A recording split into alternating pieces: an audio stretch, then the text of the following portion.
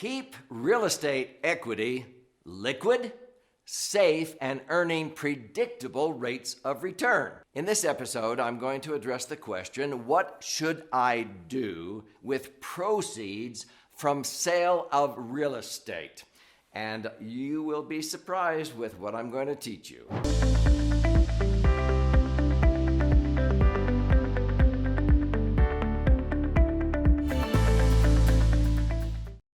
So I'm Doug Andrew, and I've been an author, writing financial strategy books now for several decades. I started in 1974 as a retirement planning specialist, but I also have helped many people understand how to manage their real estate better to increase the liquidity, safety, and earn more predictable rates of return than just hoping the house or the real estate appreciates in value. I oftentimes will find people that when they sell a piece of property, they have an opportunity and they have proceeds.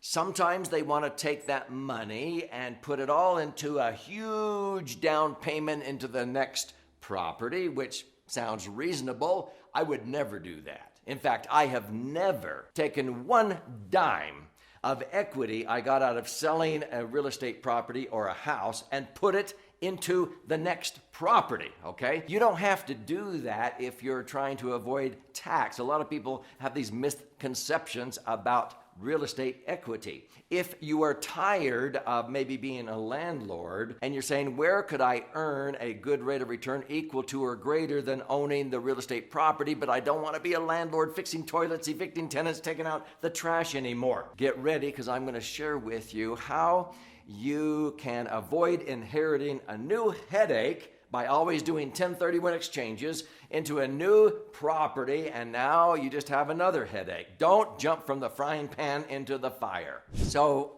before I share with you, if you buy more real estate, how to maintain liquidity, safety, and earn predictable rates of return using the third miracle or marvel of wealth accumulation, which is leverage. Let me share with you that any real estate equity, even while you own real estate, or if you're going to acquire a new piece of real estate, you want to make sure that it passes this LASER, L-A-S-E-R test. LASER is an acronym that I've used for years that stands for liquid asset, safely earning return. And real estate in and of itself is not liquid. You either have to sell it or be able to qualify to borrow against it if your equity is tied up in the property. A lot of people think, well, I'm getting rental income. Isn't that liquidity? No, liquidity is when you need $10, $20, $30, $40, $50,000.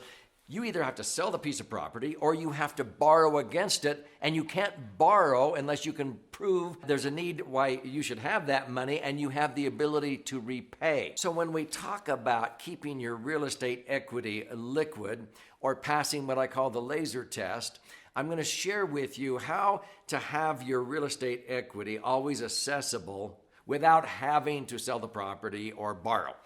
Number two, to have safety of principle so that when the real estate goes down in value, which it will likely do, you don't lose. People go, how do you do that? And how to earn predictable rates of return even if it's a rental property is vacant. People go, huh?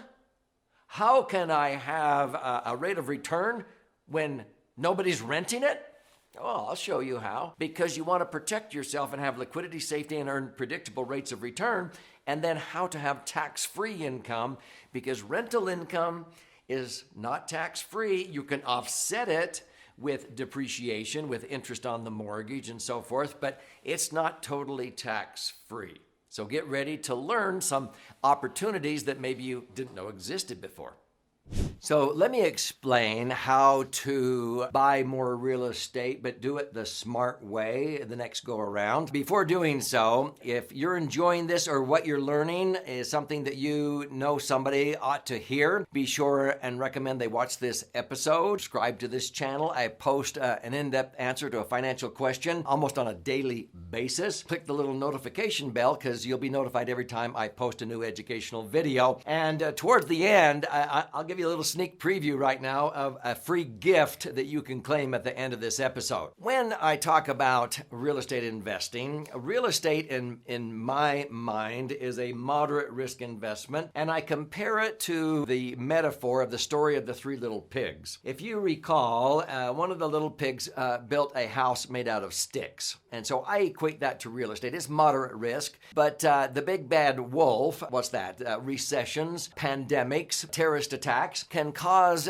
real estate values to plummet in all kinds of situations, like in 2008 and so forth. In 1 year, my home went down in value from $1.5 million down to $1.1 million back in 2008. So sometimes things out of our control happen that causes the house of sticks to get blown down. Well, some people have money in the stock market, and this is more like a house of straw, and it is higher risk, and the big bad wolf affects the stock market sometimes within an hour or two of the Federal Reserve announcing something. The stock market may react very violently because of things that go on in the economy or Federal Reserve or terrorist attacks, whatever. And so that is the stock market and the risk that you incur over here. Now, what was the third house? It was a house of bricks. Now, among those, you have insurance contracts, maybe annuities, bonds, CDs, money markets. You can tell some of these are pretty pathetic as far as a rate of return is concerned, but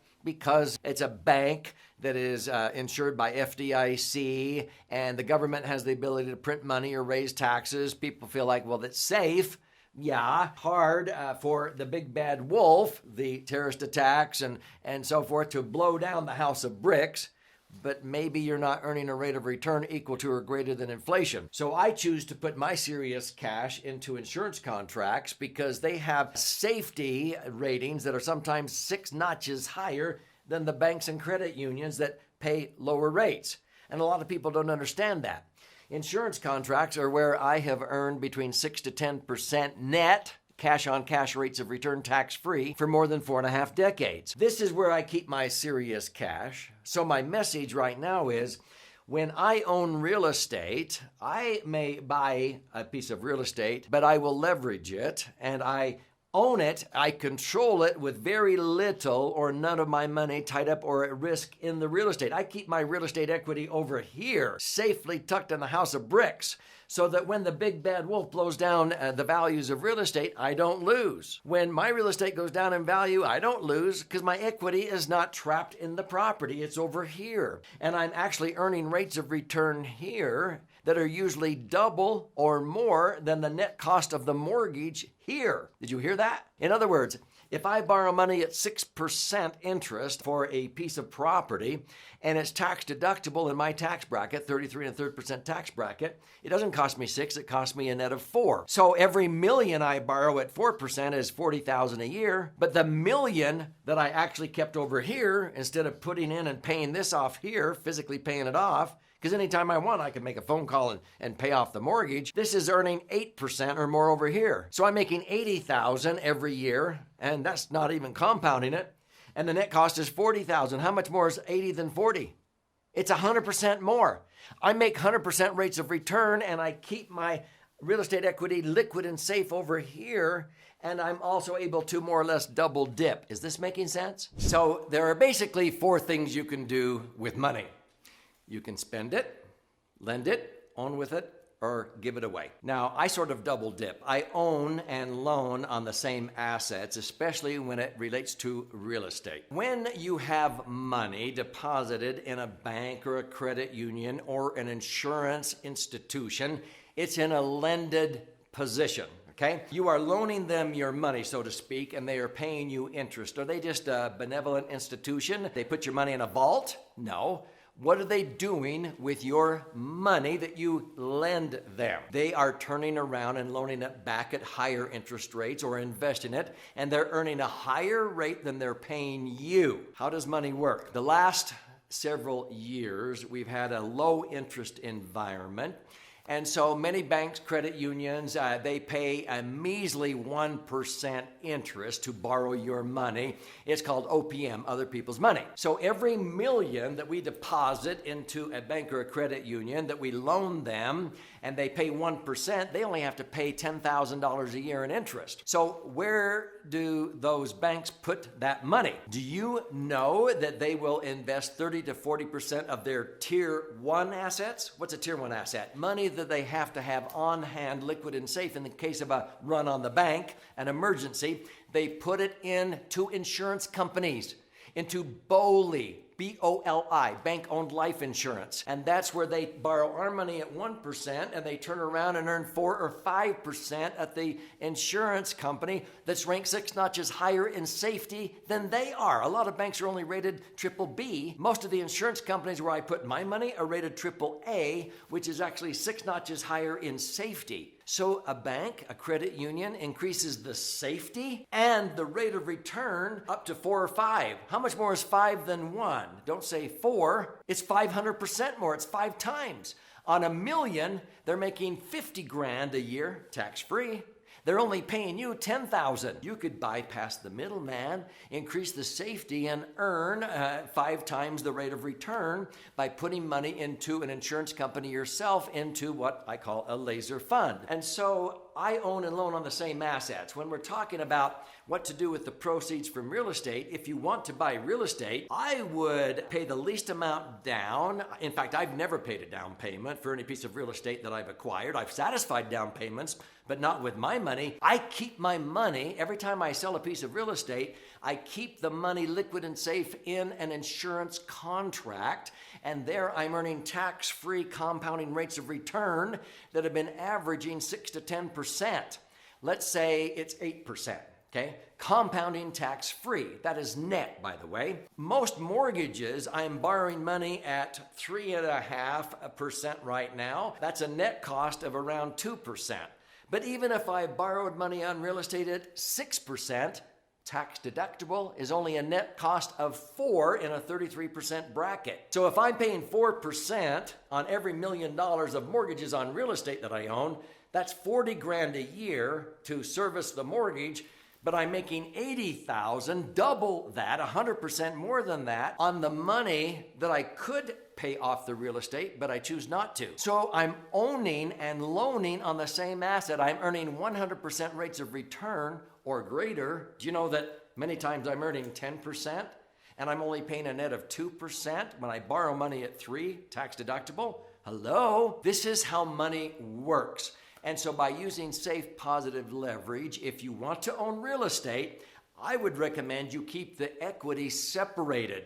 Liquid, safe, earning predictable rates of return of at least double or more the net cost of the mortgage, and you will amass a lot more wealth than just owning the real estate outright and collecting rental income, because this will keep making money even if it's vacant. So let's bring this all together, answering the question, what should I do with the proceeds from the sale on real estate? Yeah, you could take those proceeds and put it into additional real estate, but I would not tie it up with unnecessary down payments. A lot of times people think, well, I'm going to take the proceeds and pay a huge down payment into the next real estate property. No, I wouldn't recommend that. And if you read my books, you'll understand why. I have never taken one dime of equity from the sale of previous real estate and put it into new real estate properties. I always leverage with full liquidity.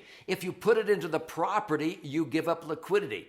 I keep my real estate equity. When I sell a property, I transfer it and put it over into my max funded insurance contracts, the laser fund, where I am earning 6 to 10% compound interest tax-free. It's highly liquid. It's safe. I do not lose when the market crashes or the real estate market goes down. I can access the money. I get to participate when the market does well, but when the market crashes, I don't lose, and it's totally tax-free.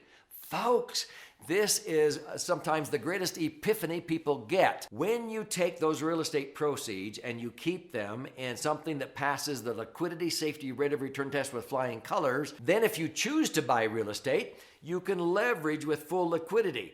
If you decide not to buy more real estate because you don't want to be a landlord anymore, my heavens, people are shocked when a max funded insurance contract where maybe you repositioned $500,000, $1 million, $2 million. We've had people reposition $10 million from the net proceeds from the sale of real estate, and we put it over into a laser fund or portfolio of several laser funds, and they go, wait a minute. This is generating more tax-free income or cash flow than my rental properties ever did, especially after tax.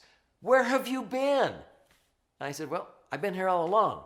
You had blinders on that real estate was the cat's meow, and so you didn't pay attention to anything else. It treated you fairly well, but now you know better. So if you want to explore this, I would strongly recommend that you read my most recent best-selling book, The Laser Fund. Here's how you can claim your free copy. So how can you learn more? If this has piqued interest, I would love to gift you a free copy of my most recent best-selling 300-page book, The Laser Fund, which is actually 2 books in one. This book here is about 200 pages, comprised of 14 chapters with all kinds of charts and graphs and explanations of how to diversify and create the foundation for a tax-free retirement. Now, if you learn more right brain with stories and examples, you flip the book over and read this one. This is about 100 pages, 12 chapters with 62 chicken soup for the financial soul stories like the one I just told you. If you like to use your whole brain, I would recommend you read both books. But it's 300 pages. This has been flying off of our warehouse shelves. I'll tell you what, I will pay for the book. You go to laserfund, L-A-S-E-R, fund.com. It's on the screen here. And claim your free copy. You contribute a nominal amount towards the shipping and handling. I'll cover the rest of that cost, and I will send out a book to you. There's also options there for you to listen and learn and watch and learn. But here's to your brighter future.